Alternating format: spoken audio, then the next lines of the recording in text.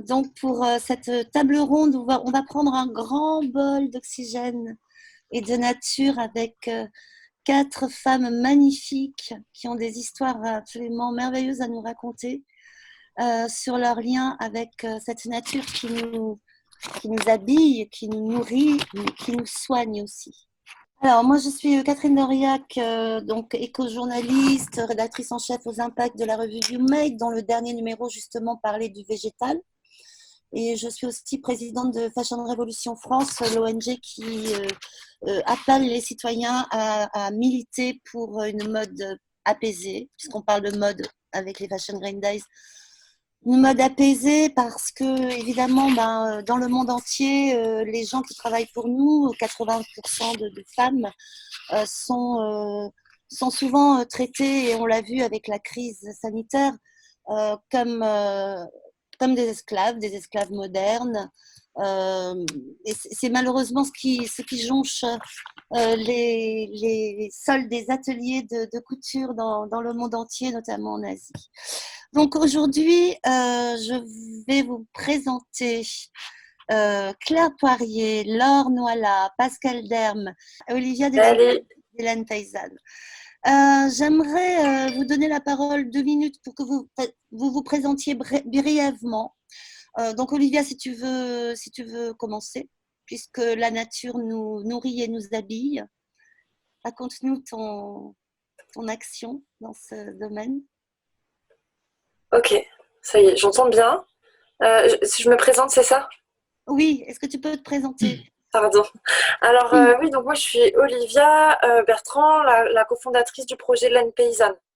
Claire, est-ce que tu peux te présenter en 2 mots, s'il te plaît? Bonjour, donc oui, je m'appelle Claire Poirier, je suis productrice de plantes aromatiques et médicinales en Bretagne, en agriculture biologique, et nous avons créé sur la ferme un café-librairie où on partage la connaissance autour des plantes avec un jardin botanique voilà, qui est juste sur tout ça est situé sur notre exploitation, qui est un lieu agriculturel situé au sud de Rennes. Donc, Laure Noila, est-ce que tu peux te présenter, s'il te plaît? Oui, bonjour Catherine, bonjour à toutes. Moi, je suis Laure, je suis journaliste, réalisatrice, obsédée, névrosée de l'environnement. Je ne sais faire que ça, il n'y a que ça qui m'intéresse. Et je suis un être humaine parfaitement connectée à son self. Pascal, à toi. Alors, moi, je suis Pascal Derme, je suis auteure, réalisatrice, journaliste spécialisée sur toutes ces questions d'écologie, un peu obsessionnelle comme Laure, depuis 25 ans, ça ne nous rajeunit pas. Nouvellement guide de bain de forêt, praticienne, Shinrin Yoku, voilà, et auteure de Natura, le livre, le film, tout ce qui s'ensuit. Voilà. Très bien.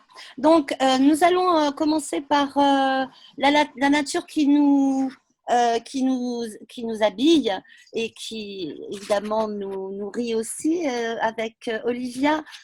Olivia, tu m'as raconté, quand on a préparé cette conférence, tu m'as raconté que tu étais arrivée à ton entreprise, à cette entreprise sur les laines paysannes, et tu es tisserande en fait, hein, ça, je ne sais pas si on l'a dit tout à l'heure.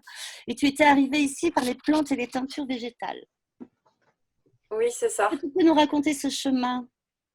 Oui, alors c'était un chemin pas vraiment tout tracé au départ, hein, c'était un peu chaotique, fait de rencontres, de pas mal de détours. Donc c'est vrai qu'au début, je me suis retrouvée dans une formation naturaliste en milieu rural alors que j'arrivais de Paris avec simplement un bac art plastique en poche. Donc je me demandais un peu où j'étais. Je ne savais pas reconnaître un chêne, enfin ça a été un peu compliqué au début. Donc c'est vrai que la teinture végétale et l'approche des plantes par les couleurs, c'est vraiment ce qui m'a permis d'avoir un peu une entrée dans le monde végétal, on va dire. Et c'est ce qui m'a permis ensuite de faire le lien avec le textile plus largement et la laine. Donc j'ai vécu plusieurs mois en Amérique centrale. Là-bas, j'ai rencontré notamment des Indiens au Costa Rica et après j'ai voyagé jusqu'au Mexique. Donc ça m'a permis d'entrevoir un peu la richesse des savoir-faire textiles avec toute cette notion vraiment que j'ai découvert qui était très identitaire. Donc ça allait au-delà de l'aspect fonctionnel du vêtement, bien sûr. Donc ça, c'était complètement nouveau. Et puis, toute cette notion de savoir-faire à protéger et à préserver, à transmettre aussi, qui m'a en fait interrogée sur ce qui restait chez nous en France. Et du coup, de retour en France, je suis rentrée vraiment avec l'idée de creuser ce sujet-là.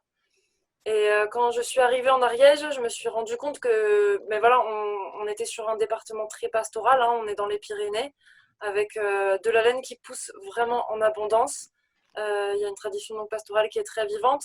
Et c'est vrai que la laine, c'était une matière qui était non seulement accessible, qui en plus prenait très bien la couleur, et qui, en fait, à travers l'étude de cette matière première, ça raconte un petit peu le monde, hein. C'est vrai qu'on s'est rendu compte que la laine était très peu valorisée en France, que les 90% des laines françaises étaient exportées. Donc les éleveurs qu'on avait autour de chez nous ne savaient pas quoi en faire, alors qu'on se rendait bien compte des possibilités, que cette matière première, c'était vraiment une ressource et qu'elle répondait aux enjeux environnementaux, socio-économiques sur lesquels on se posait beaucoup de questions. Donc voilà, ça a commencé comme ça, aller chez des éleveurs, à me former à travers pas mal de rencontres, à travailler dans des ateliers de tissage, à travailler dans des filatures. Et puis voilà, de fil en aiguille, il y a un projet qui a mûri. Et c'est quand j'ai rencontré Paul, qui est donc mon compagnon aujourd'hui, qui lui est éleveur de moutons. Lui, il est en bio et en vente directe avec un système en plein air.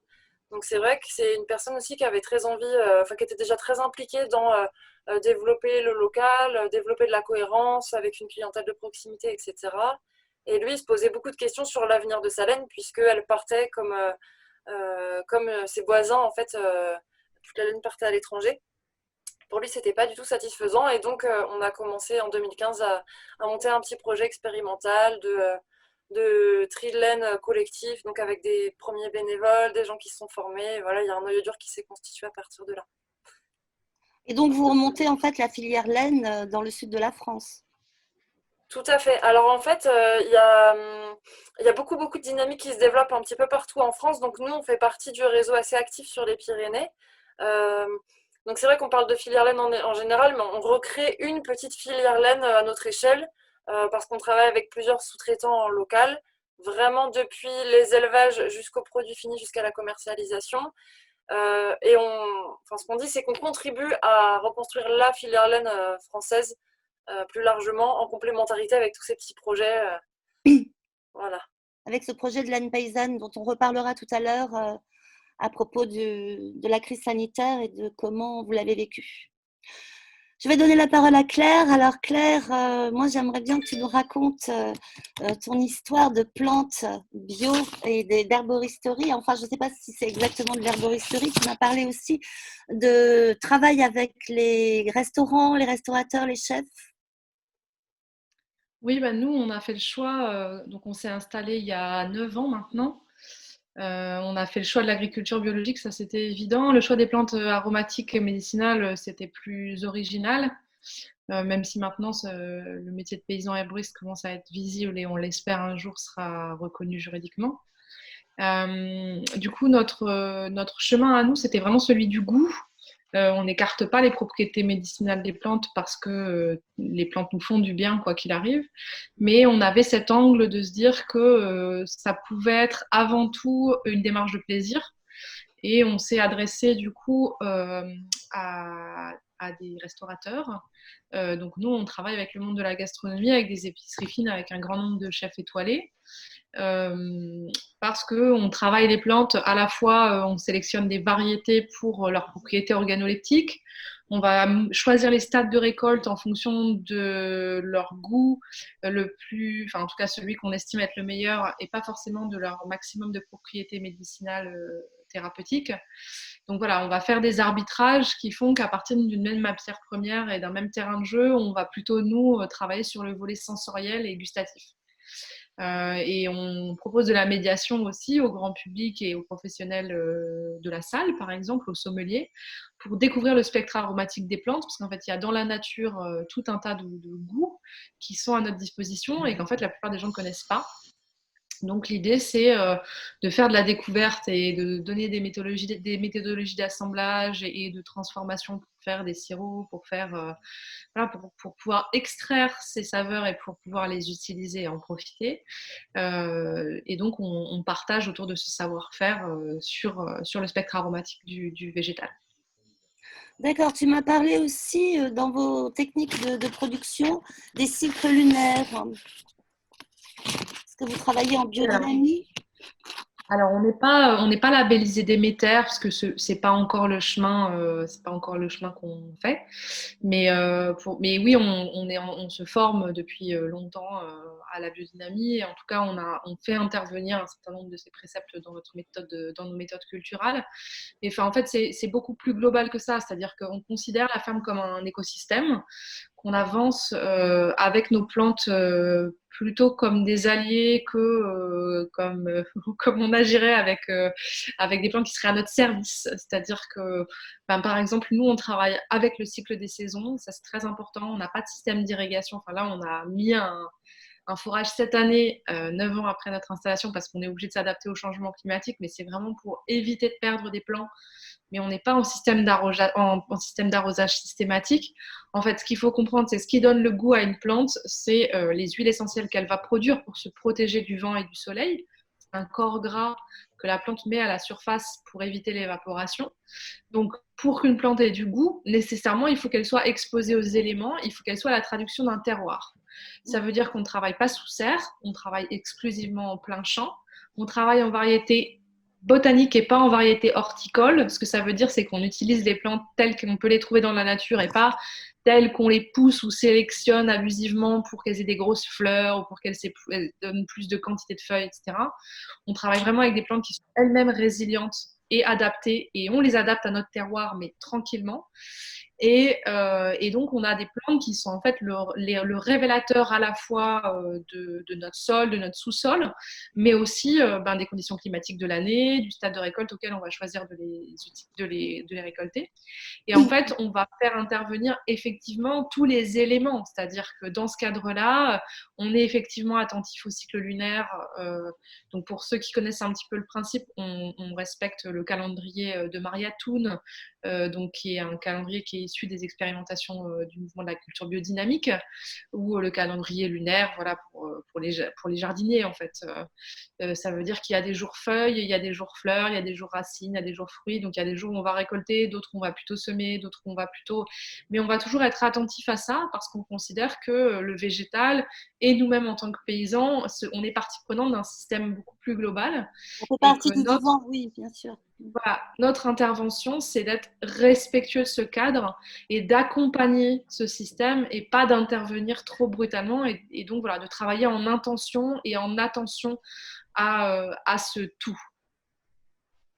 Merci beaucoup. Alors, Pascal, est-ce que tu veux rebondir là-dessus et nous raconter comment la nature nous soigne? Mais avec plaisir. Alors, moi, en 2009, j'ai rencontré des personnes qui avaient l'air très joyeuses, très créatives, très équilibrées, très calmes, avec une libido tout à fait active. Et quand je leur demandais en fait pourquoi elles allaient bien, qu'est-ce qui fait que elles ne savaient pas.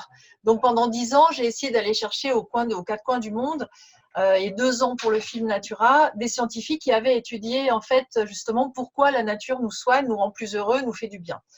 Et ce dont je me suis rendu compte, c'est que dans la nature, le corps se resynchronise avec ses paramètres, avec son équilibre naturel, puisque nous avons cette nature en nous. Quand nous pleurons des larmes d'eau de mer. Nous avons le liquide amniotique qui évoque la soupe originelle du monde. Nous avons des alvéoles pulmonaires qui évoquent des canopées extraordinaires. Les méandres des rivières, tout ça en nous.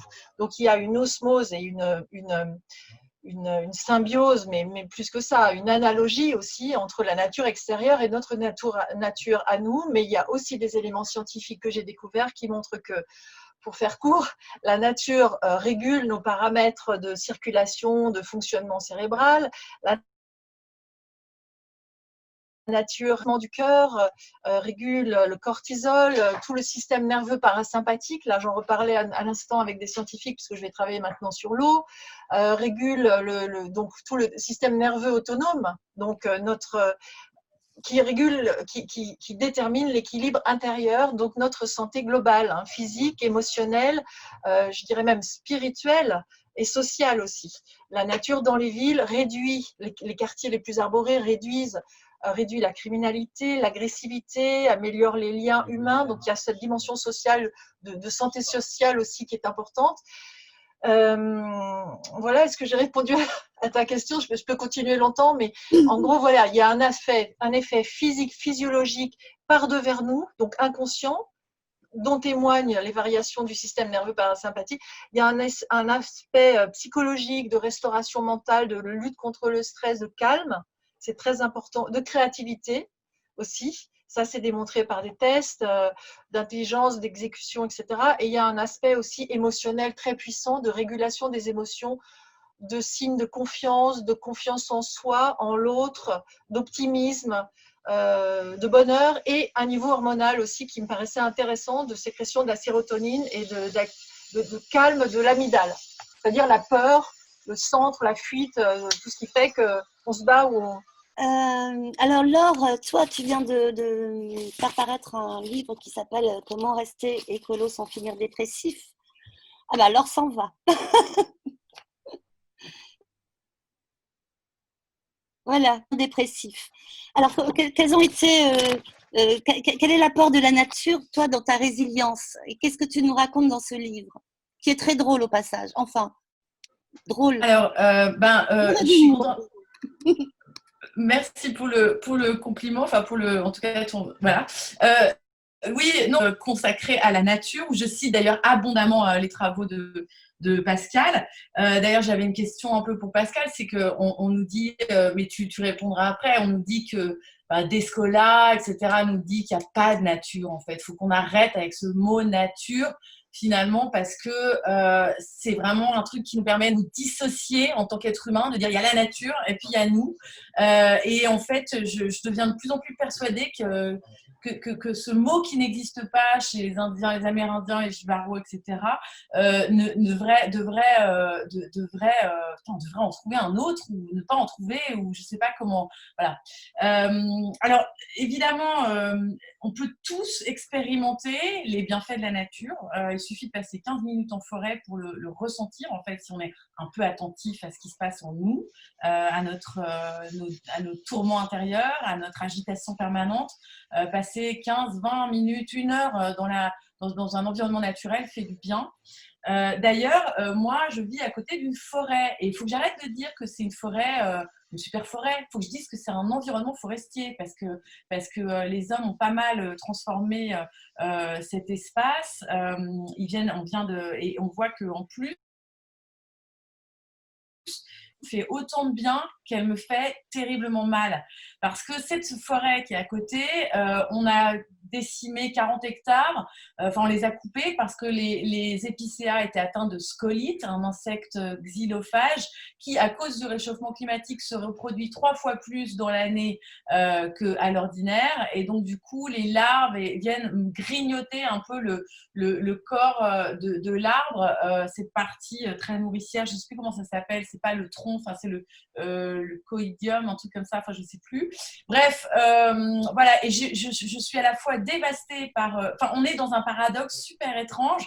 Cette nature dont on a tant besoin, qui nous fait tant de bien d'un point de vue physiologique, on la défonce. Et donc, ce faisant, on est en train de se défoncer nous-mêmes. En tout cas, on est en train de défoncer les conditions de vie sur Terre qui nous permettent de faire tout ce qu'on a à faire. Donc, je suis assez à la fois, écartelée entre la grande émotion, le grand bien-être, le grand bienfait que me procure un environnement naturel, et cette émotion basse de tristesse et de douleur pour le monde. Voilà, la nature, c'est ça. C'est la dualité, encore une fois. On a eu une petite intervention d'Ali Rakib qui nous disait que la petite peau entre l'écorce et le libère. Effectivement, je suis d'accord avec toi sur le mot nature, et je pense qu'on devrait parler juste de vivant, et nous sommes dans un grand tout, nous en faisons partie, comme les animaux, les minéraux et les végétaux, bien sûr. Ça, c'est un point qui est posé. Je voulais maintenant qu'on parle un petit peu de résilience. Comment est-ce que vous avez vécu cette crise dans votre moi intérieur et dans vos entreprises, et comment vous vous en êtes libéré? Qu'est-ce que ça a apporté chez vous, le fait d'être confiné pendant 2 mois? Est-ce que est-ce que ça a été un frein? Est-ce que ça a été un levier? Je vais vous donner la parole à tour de rôle. Claire, si tu veux commencer. Alors, oui, pour nous, ça a été une période quand même assez mouvementée. Nous, on a eu le Covid en plus, donc pendant un mois, on a été malade et on s'est relayé à être alité, donc c'était quand même une période assez douloureuse. Et au-delà de ça, évidemment, ça a eu des impacts très forts sur nos activités économiques, puisque le café-librairie était fermé en fermeture administrative, puisqu'on n'avait pas le droit de recevoir du public. Et que, en tant que producteur, travaillant avec des restaurateurs essentiellement, on n'avait plus de clients. Donc, pour être très clair, c'était une période absolument apocalyptique pour nos entreprises et pour notre corps et pour notre esprit. Après, moi, j'ai beaucoup partagé sur les réseaux sociaux, en fait, parce que j'avais besoin d'écrire et que je prépare un ouvrage sur l'exode urbain qui n'est pas vraiment dans le cœur de ce qu'on fait aujourd'hui, mais qui était un truc qui me tenait à cœur. Et du coup, je me suis mis totalement là-dedans, parce que c'était un peu ma porte de sortie, de pouvoir voilà, exprimer mes émotions et essayer de faire quelque chose de ça. Et après, heureusement, en fait, on était en mars, donc c'était le début de la saison agricole, et on a vite été happé par le printemps. Et en fait, on a retrouvé nos repères. Il se trouve que en fait, on s'est laissé porter par la nature, c'est elle qui décide. Ça fait 9 ans qu'on fait ce métier, donc on voit les jours rallongés, les semis doivent être prêts, préparer les sols, désherber, repiquer, replanter, bouturer, etc. Et en fait, on s'est vite laissé porter par ce truc-là. C'est un peu aujourd'hui qu'on se demande, là, ça fait 15 jours qu'il pleut et que du coup, on a une coupure dans la saison et qu'on se dit un peu, waouh, mais qu'est-ce qui s'est passé? Mais voilà, aujourd'hui, on n'a pas tellement de réponses sur vers où on va, puisque autant on plante, on récolte, autant on ne sait pas tellement si nos clients survivront à la crise. Donc, du coup, si nous, on survivra, enfin, si notre entreprise survivra à la crise, elle aussi. Mais on ne peut pas changer de métier, donc quoi qu'il arrive, on essaiera de trouver un chemin. On essaiera de trouver un chemin pour valoriser nos plantes d'une manière ou d'une autre. Mais ouais, pour nous, ça a été quand même une période assez, voilà, assez peu évidente. En tout cas pour nous, on n'en est pas encore, on n'est pas encore sorti de la période difficile. On pourra dire ça cet hiver, si on arrive à vendre des tisanes et si on arrive à souffler. Ça va être pour pas mal de monde la grande question, bien sûr. Olivia, toi, tu as vécu ça de quelle façon? Oui, alors c'est vrai que nous, on était aussi en pleine nature, hein, donc en termes d'environnement, il n'y a pas eu forcément de sentiment d'enfermement, d'autant qu'on était quand même, euh, euh, voilà, enfin, globalement très préservé avec la ferme à proximité, etc. Donc ça a été, puis on a été aussi un département très préservé dans la région de France. Donc on va dire qu'on n'a pas été touché trop à ce niveau-là. Après, c'est vrai qu'il y a très vite un parallèle qui s'est fait entre le rythme de l'activité économique qui a été complètement ralenti avec les événements de vente qui ont été annulés. Donc pareil, pour nous, ça a été compliqué à ce niveau-là. Mais à côté de ça, le rythme de la nature qui s'est quand même imposé puisque les moutons étaient là, qu'ils ont continué leur vie, qu'il fallait continuer à s'en occuper normalement. Donc l'activité de Paul, elle n'a finalement pas changé. Et que très vite, au sein de l'Aine paysanne, malgré cette adaptation qu'il a fallu avoir au sein de l'équipe et au regard de l'activité économique, a quand même retrouvé un équilibre parce que la tonte est arrivée, les éleveurs devaient tondre les moutons parce que les moutons ensuite transhument, donc doivent être tondus pour pouvoir ensuite monter en estive avec un minimum de laine qui a repoussé sur le dos. Les tondeurs devaient continuer à tondre, donc en fait on a vite remis les mains dans la laine malgré tout, en s'adaptant avec les gestes barrières, etc. Donc ça a été des contraintes, mais c'est vrai que ça a mis un peu en parallèle ces deux rythmes très différents, celui de l'activité économique qui était complètement à l'arrêt et celui des animaux en fait qui a imposé de continuer normalement. Donc il a fallu gérer avec ces deux aspects-là. Donc ce qui a été plus compliqué pour nous, ça a été que l'équipe a dû se séparer pour aller chacune travailler chez elle en télétravail avec les enfants. Donc il y a eu un enjeu important, ça a été de garder vraiment la dynamique et la proximité malgré tout. Et ça n'a pas été forcément simple. Donc là, d'être sorti de ça et de pouvoir se retrouver, c'est quand même hyper important. On a aussi été coupé de notre clientèle beaucoup. Donc c'est vrai que ça n'a pas été simple non plus. Donc on a aussi beaucoup utilisé les réseaux sociaux pour garder du lien et se retrouver et pouvoir échanger. Donc ça a été hyper important. Mais là, on est content de pouvoir ressortir un petit peu pour retrouver les gens. C'est vraiment cette dynamique cette dimension de rencontre en fait qui a été plus compliquée. Puisqu'au niveau commercial, on a réussi à garder une dynamique quand même sur la boutique en ligne. Donc l'activité n'est pas en danger. Mais ça a été plus un peu des remous humains et personnels et émotionnels en fait que ça a apporté. Au-delà de tout le contexte un peu perturbé. Après, nous, il y a aussi autre chose qui est arrivée assez vite, c'est que la filature avec laquelle on travaille, la filature du parc, a été incendiée début avril. Donc ça a été un gros coup dur. Il y a tout notre stock de fils qui a été brûlé. Donc assez rapidement, même si on était en train de s'installer dans un rythme où on rattrape le retard, on peut travailler sur des choses plus fondamentales, la vision du projet, etc. et se poser un peu plus de questions philosophiques. C'est vrai qu'assez vite, on a été replongé dans le pratico-pratique de comment on fait alors qu'on n'a plus de stock et que clairement c'est la galère et que c'est un coup dur pour l'entreprise. Donc voilà, ça a été assez riche en émotions, on va dire. Ok. Laure, toi, je crois que tu étais sur un documentaire pendant cette période de confinement. Actuellement, moi, je travaille sur une série documentaire qui s'appelle Carbonisé. C'est un petit peu qu'est-ce que les questions climatiques viennent faire à l'âme. Donc, un petit peu, oui, c'est sur les tourments, en fait, environnementaux et climatiques. Et donc, on a eu un nœud dramatique majeur, ce qu'on appelle en fiction, avec ce Covid et ce grand confinement. Donc, voilà. Puis, j'ai remis une petite touche de nano, de coronavirus dans mon bouquin pour le réactualiser avant qu'il sorte. Et voilà, le confinement, moi, fait que d'abord, j'étais pas confinée. On a décidé en conscience, dans mon groupe d'amis, de voisins, qu'on était un cluster cul-de-sac et que voilà, on allait continuer à se voir, on allait aller au jardin, on allait on allait continuer à vivre notre vie un peu normalement, c'est-à-dire à dîner les uns chez les autres. Et quand je dis aller au jardin, c'est parce qu'en plus, c'était la période des semis, c'était la période du printemps, il était hors de question de passer à côté. Voilà, moi, le grand confinement nous a totalement confortés. Je vous avoue qu'il y a des moments, on était là, putain, yes, on avait raison, on va être moins pris pour des tarés, puisqu'on est tous un peu collapsologues, effondristes, effondrés, mais pas effondrés justement, mais en tout cas, proactifs sur beaucoup de choses. Donc, on a eu un petit côté jouissif comme ça. Putain, enfin, il se passe un truc. Ensuite, dans la deuxième partie, ça nous a totalement activés, galvanisés. C'est-à-dire que ce qu'on avait prévu de faire a pris, on est rentré dans une grande centrifugeuse, une grande accélération. Voilà, et puis ça nous a galvanisé exactement.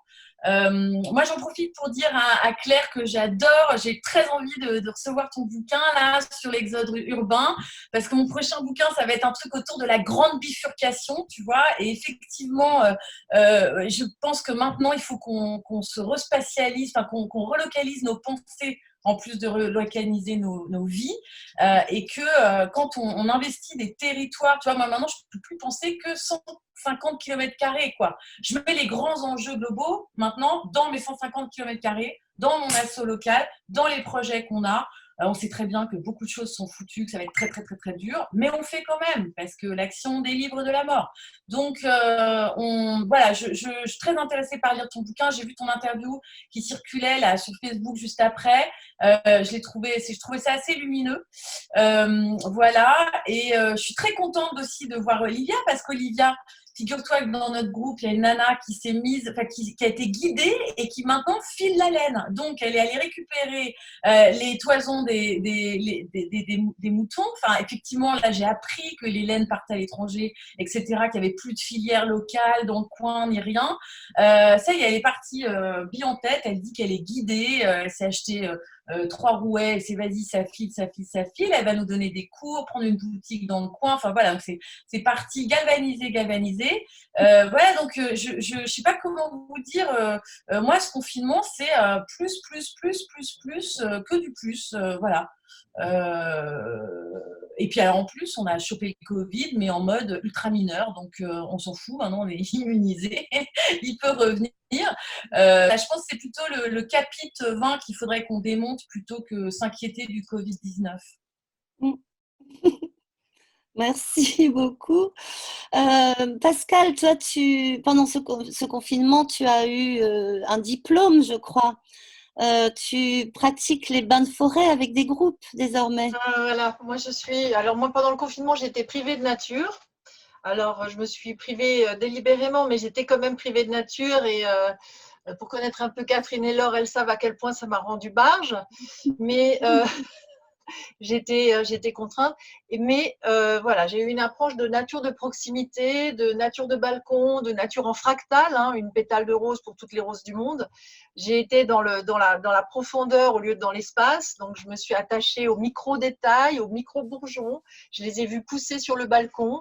Beaucoup de gratitude, finalement, pour la nature qui m'a environnée, qui nous a environnés. Ce boulot-là que vous verriez, qui est quand même pas si mal que ça. Et pour tous les arbres des trottoirs qui nous ont permis d'éviter de sombrer dans la plus noire dépression, plus des échappatoires en bois de Boulogne en disant fuck les flics ou les drones et en cours. Moi, ce que ça m'a appris qu'avec plaisir, j'ai réalisé à quel point que ce soit ceux qui sont reconnectés parce qu'ils ont redécouvert la nature dans leur jardin de confinés ou ceux qui en ont été privés, le mot nature et le sentiment de nature se sont approfondis en fait chez les gens. Moi, je crois que effectivement, je viens d'un domaine où on parlait d'environnement, hein, qui était terrible parce que ça nous dissociait totalement. Maintenant, on en arrive à la nature et il faut spécifier sylvothérapie, écothérapie. Enfin, dans le domaine de la santé, moi, je pourrais spécifier thérapeutique, hortithérapie. Enfin, voilà, c'est plus intéressant de spécifier que de dire nature. Et on arrive au vivant. Je suis tout à fait d'accord avec toi, Catherine. C'est comme ça que je finis mon livre et le film sur un nouveau pacte avec le monde vivant, qui nous inclut, que nous incluons et dont nous prenons soin parce qu'il prend soin de nous et réciproquement. Je suis rentrée en tant que journaliste dans ce confinement. J'en suis sortie en effet en tant que guide de bain de forêt avec un groupe. Je n'ai pas mené tant de groupes que ça, mais j'en suis sortie avec 10 personnes maximum à Fontainebleau. Et c'était assez émouvant finalement de rentrer de façon solitaire en tant qu'auteur et de sortir collectivement en guidant un groupe à redéployer une approche sensorielle de la nature, nous qui en avions été autant privés. Donc, on a mené ce bain de forêt à la japonaise Shinrin-yoku pour lequel je suis formée, comme une célébration sensorielle de cette nature et avec une redécouverte des odeurs, des sons du vent, du vert, ça nous faisait mal tellement c'était vert aux yeux, extrêmement puissante et collectivement. Donc, ça a soudé le groupe, ça fait un moment magique. Et depuis, j'en ai reguidé un, j'en reguide un le 27. Et je pense que ce rapport à la nature, maintenant, le laboratoire qui est le nôtre pour développer ce nouveau lien avec le vivant, ce que vous faites, Olivier, avec la laine, ce que vous faites, Claire, ce que fait Laure aussi avec son cerisier, ses pommiers, son jardin, c'est le laboratoire du vivant. Il est les mains dans la terre, les mains dans l'eau, les pieds dans l'eau, le cœur avec tous ces éléments-là. Et c'est ça notre laboratoire. C'est bon, c'est bien les livres, j'en ai plein, hein, moi aussi, j'en ai plein partout, j'en ai là, j'en ai derrière, c'est super. Mais maintenant, le laboratoire, c'est autant oral, mais c'est surtout le laboratoire, le creuset de ce nouveau monde. il est dans l'eau, dans la cascade, dans le lac, dans la terre et dans la rivière. Et j'ai commencé, depuis, je suis retournée dans la nature, je vous rassure. En Bretagne, je suis retournée chez moi, je me suis baignée dans les rivières. Là, je reviens de Bugarach dans l'Aude, recascade, re-ascension du mont Bugarach. Donc tout ça, je pense que c'est avec cette connexion-là qu'on arrive à quelque chose de spirituel, n'ayons pas peur des mots, sauf si Laure me reprend. Mais je pense qu'il y a cette essence-là. Mais en tout cas, ce laboratoire, il est les mains dedans, quoi, avec une implication physique et pas seulement intellectuelle et orale. Voilà, la transmission, elle va se faire sur le terrain et c'est là qu'il faut travailler parce que c'est un creuset, parce que il y a beaucoup de travail derrière ce lien avec la nature pour emmener aussi plus que nous. Oui, Voilà. bien sûr. Ouais, on est d'accord. Et surtout, reparler de spirituel sans en avoir peur, comme tu dis. Voilà. Parce que, voilà.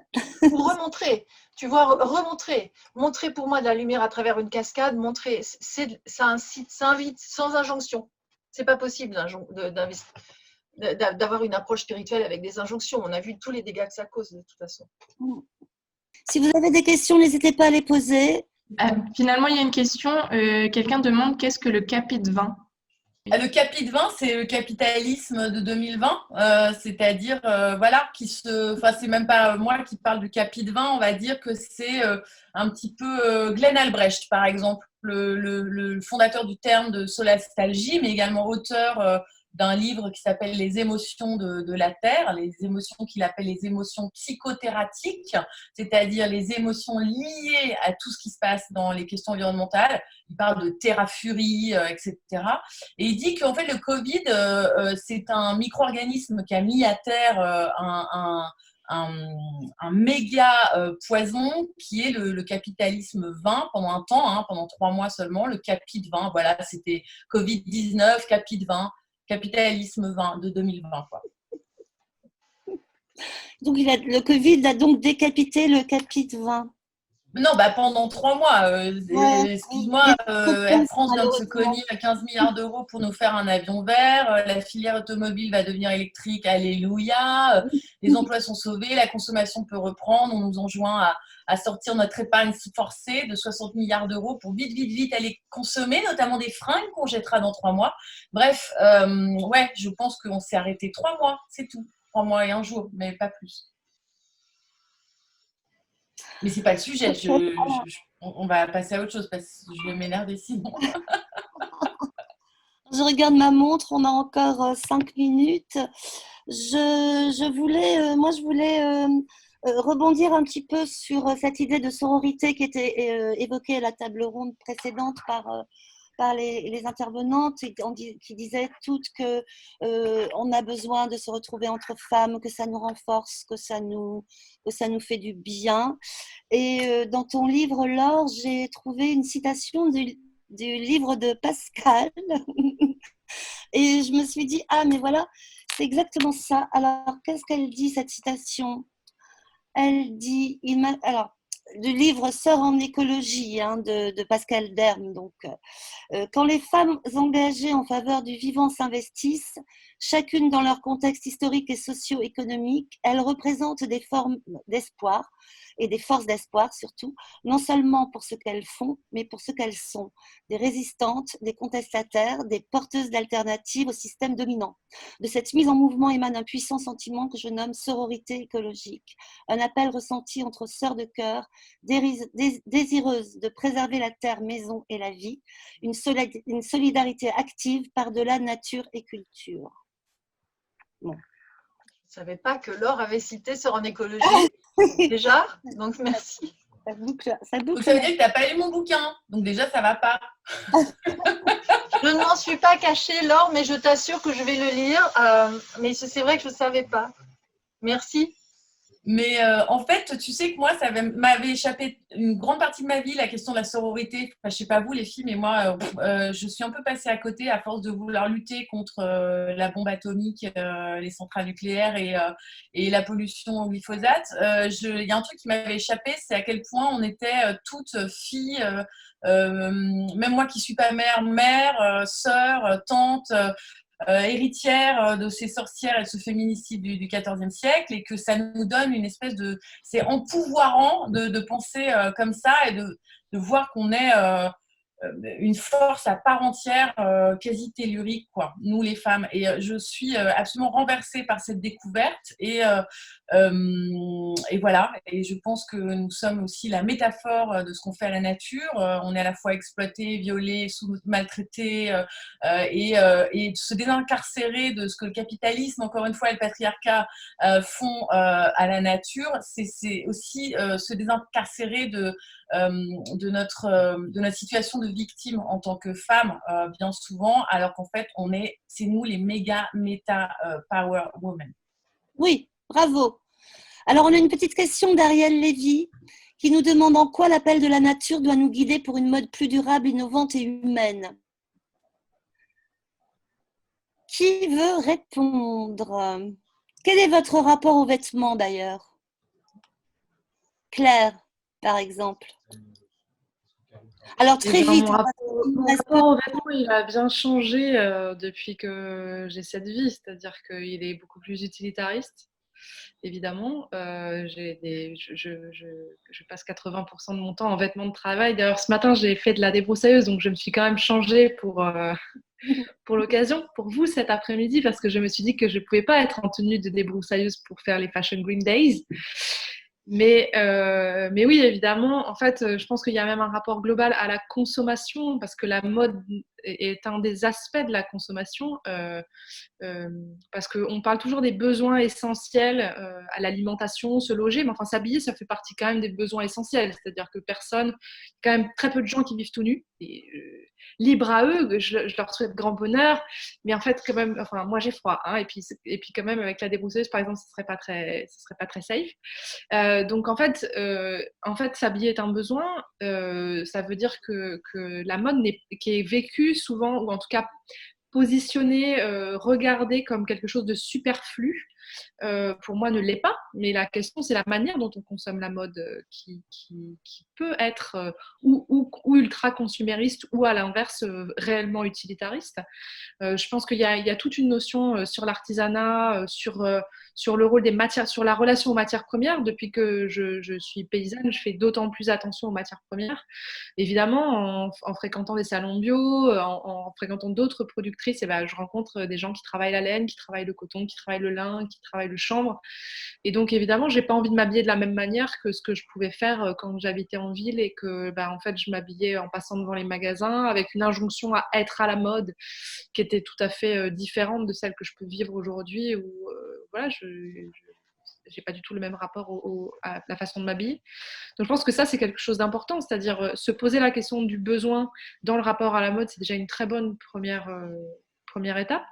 Et après, il y a un volet de création et d'esthétique qui n'est pas à rejeter, au contraire, parce que c'est un savoir-faire et en fait, c'est la reconnaissance de savoir-faire. Et je pense que ça aussi, c'est à force d'avoir des vêtements qui sont faits dans des pays très loin par des gens très mal payés, on n'a plus cette notion de savoir-faire, alors que c'est exactement ce qui était évoqué à la table ronde précédente, hein, avec toutes ces femmes qui disent en fait on a un savoir-faire, on produit du travail, on a quelque chose, on a un peu de l'or dans les mains et après on nous compare à des machines, puisque la robotisation fait aussi partie de la concurrence avec ces savoir-faire, ou alors on donne à ce savoir-faire une faible valeur en confiant ce savoir-faire à des femmes qu'on sous-rémunère.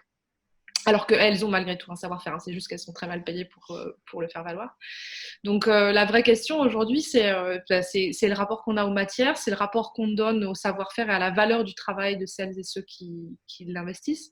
Et en fait, c'est de donner aux vêtements une approche aussi holistique que celle par exemple, je défends pour le végétal ou que d'autres défendent pour le rapport aux animaux, c'est-à-dire finalement, c'est un besoin essentiel, ça fait partie intégrante de notre quotidien et toute l'énergie qu'on va pouvoir mettre pour le considérer d'une manière globale et pour le vivre d'une manière globale va changer notre rapport à la manière dont on s'habille.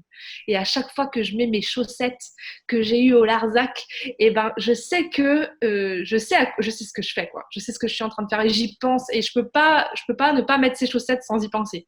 Et donc tous les hivers, ces chaussettes en laine m'accompagnent bien plus, m'apportent bien bien plus. Mais je pense que c'est la même chose pour la nourriture, voilà. Quand on mange le produit d'un collègue producteur, ça n'a rien à voir avec un produit qu'on a acheté au supermarché. Les légumes d'Hortense et Guillaume à côté, bah, c'est les légumes d'Hortense et Guillaume, quoi. Il y a de l'amour dedans. Et ben, je pense que c'est important qu'on ait le même rapport aux vêtements parce que ça apporte vraiment de la joie, ça apporte vraiment quelque chose de plus qu'un rapport strictement consumériste. Et pour moi, c'est ça, c'est une approche globale, holistique, qui tient compte de tous les acteurs et de tout ce qui est mis dans un vêtement et de tout ce qu'on ne voit pas. Mais c'est justement ce qu'on ne voit pas qui apporte peut-être le plus de joie et le plus. C'est de là qu'on tire les rétributions les plus fortes.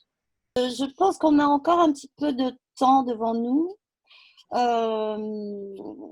Est-ce que quelqu'un veut rebondir sur cette histoire du rapport aux vêtements? Une petite chose. Tu sais à quel point, on en a souvent parlé, Catherine, le sujet ne m'intéressait pas tellement. C'est-à-dire qu'en fait, en tant que journaliste, je l'ai abordé par l'aspect santé, écotoxicologie, les produits chimiques qui risquent, enfin voilà, tout ce qui fait peur et qui est contenu dans les vêtements. Donc, j'ai fait, en bonne petite journaliste, j'ai fait des sujets là-dessus. Après, je l'ai abordé par le côté recyclage, économie, voilà. Donc, les ressourceries, tout ça, voilà, un deuxième petit thème.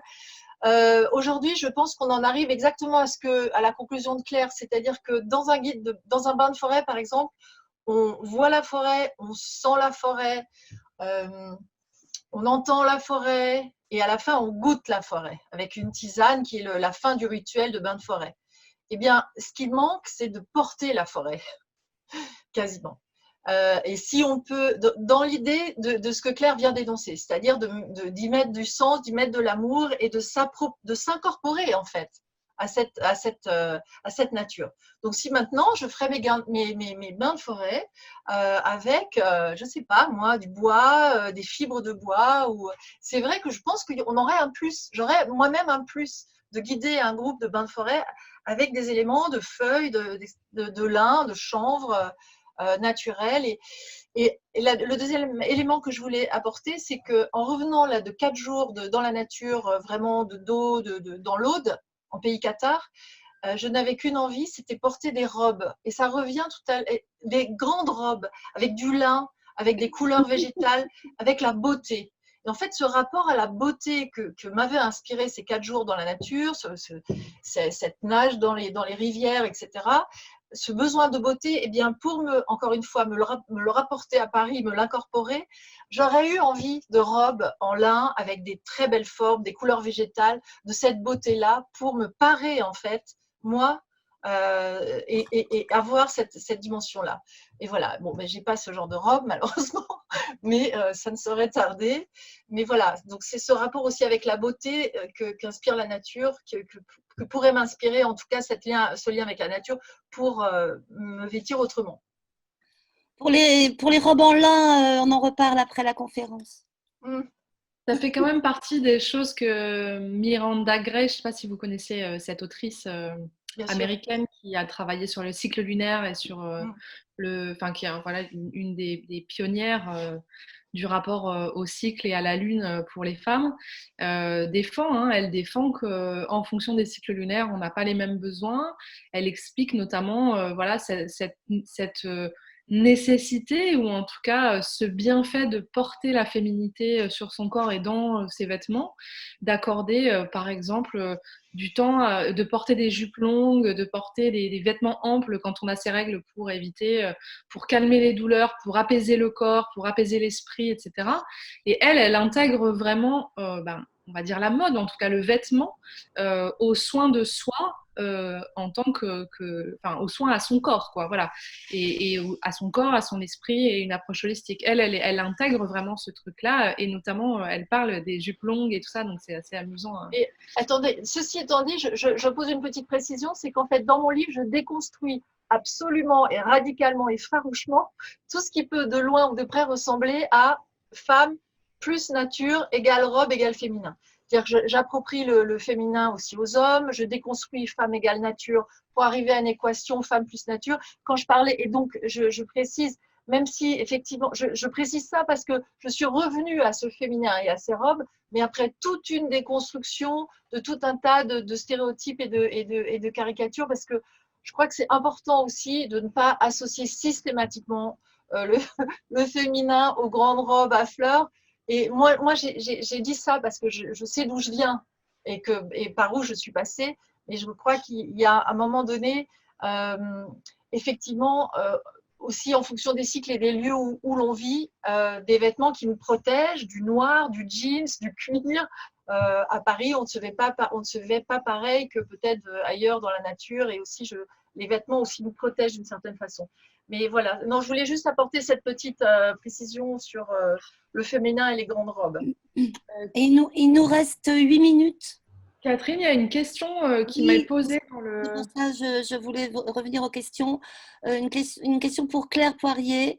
Comment passe-t-on de Sciences Po au retour à la Terre? Comment renoncer parfois à une carrière d'influence pour une action à petite échelle? Alors, comment on passe de Sciences Po au retour à la Terre? Mais on rencontre un mari merveilleux et on le suit à la campagne. Mais je pense que moi, c'est plutôt la deuxième partie de la question, c'est renoncer à une carrière d'influence pour une action à petite échelle. En fait, si je suis là aujourd'hui, c'est que j'ai pas renoncé à une carrière d'influence, mais c'est que j'ai fait le choix de vivre cette influence de façon différente. Si je n'avais aucune influence, je ne serais pas invitée ici pour partager avec vous. Je pense que l'action à une petite échelle est toujours relative, c'est-à-dire qu'en fait, on agit là où on peut le faire, et c'est déjà une très bonne première étape. Le fait de vouloir changer le monde, de créer des usines à gaz enfin, je veux dire, tant mieux s'il y a des gens qui y parviennent, grand bien leur face, mais moi, c'était pas ce que j'étais capable enfin, ce que je me sentais capable de faire. Donc, j'ai fait le choix de faire quelque chose sur lequel j'avais réellement de l'impact, mais qui m'apportait aussi, parce que j'ai travaillé dans l'humanitaire, j'ai laissé beaucoup de plumes dans cet espace-là, et j'ai compris qu'à un moment, ça ne pouvait pas se faire au détriment de ma vie propre. Je ne pouvais pas mettre ma vie en danger pour faire quelque chose que j'estimais juste moralement. Il fallait aussi que j'y trouve mon compte, parce que sinon, ça ne serait pas durable. Et si ça n'est pas durable et pas reproductible, alors il y a très peu de chances que je change réellement à grande échelle les choses. Donc la question, elle n'est pas le pouvoir de l'influence n'est pas strictement lié à une position sociale donnée, puisque d'ailleurs les hommes et femmes politiques en France le montrent. Hein, on peut être ministre et ne servir strictement à rien.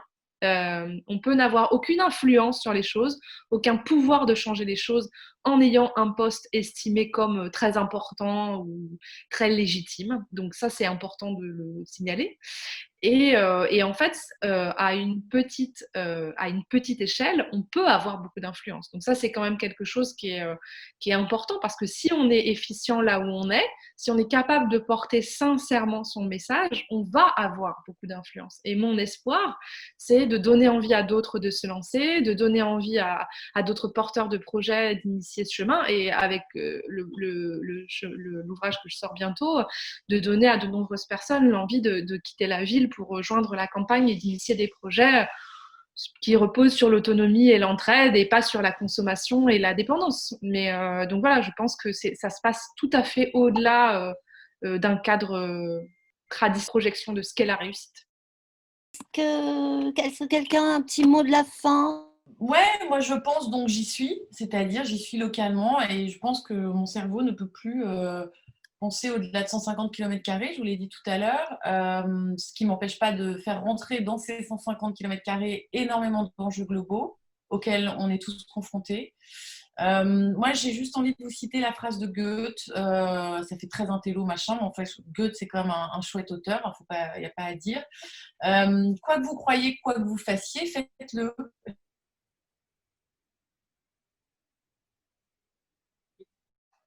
S'asseoir, pouvoir, réfléchissez-y, c'est tout ce qui nous reste à faire dans les temps qui nous restent. Voilà, qui on veut. 2 ans, 2 jours, 20 ans, 50 ans, je ne sais pas, mais il faut maintenant bifurquer. Grâce et pouvoir, oui, ça me semble.